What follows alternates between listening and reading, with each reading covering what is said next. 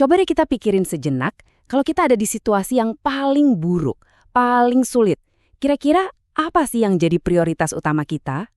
Nah, hari ini kita bakal lihat jawaban yang luar biasa dari Rasul Paulus. Kita akan bongkar apa yang menurut dia jauh lebih berharga daripada nyawa dan kebebasannya sendiri waktu dia di penjara. Oke, untuk bisa ngerti jawabannya, yuk kita coba bayangin kita ada di dalam sel penjara itu bareng Paulus. Apa sih yang diharapkan? Ternyata bukan sekedar kebebasan loh, bukan itu. Ada sesuatu yang jauh-jauh lebih besar yang jadi tujuannya. Di suratnya untuk jemaat di Filipi, Paulus nulis dengan sangat jelas. Tujuan utamanya itu bukan supaya dia dibebaskan, tapi supaya Kristus dimuliakan, entah itu lewat hidupnya atau bahkan lewat kematiannya. Ini perspektif yang benar-benar radikal kan? Nah, biar kita benar-benar paham kenapa pemikirannya bisa sampai kayak gitu, kita harus ingat satu hal. Penderitaan itu bukan hal baru buat Paulus. Sama sekali bukan. Justru bisa dibilang seluruh hidup layanannya itu kayak sebuah katalog panjang berisi penderitaan yang dia alami demi imannya. Coba lihat daftar ini deh.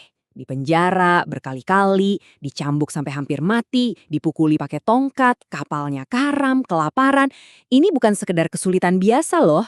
Ini adalah harga yang dia rela bayar. Skala penderitaannya ini kasih kita gambaran yang jelas banget soal komitmen dia.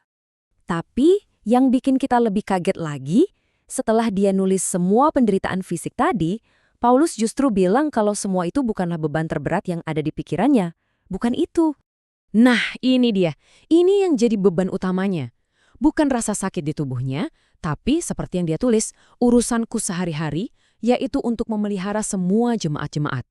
Fokusnya itu udah 100% bergeser dari dirinya sendiri ke orang lain.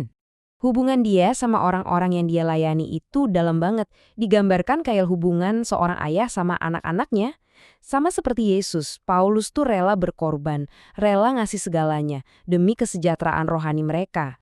Sikap yang tanpa pamrih ini yang membawa kita ke sebuah paradoks yang mungkin agak mengejutkan. Ternyata, kehidupan yang sepenuhnya didedikasikan untuk Tuhan itu seringkali bukannya jadi lebih mudah, tapi justru malah mengundang lebih banyak penderitaan.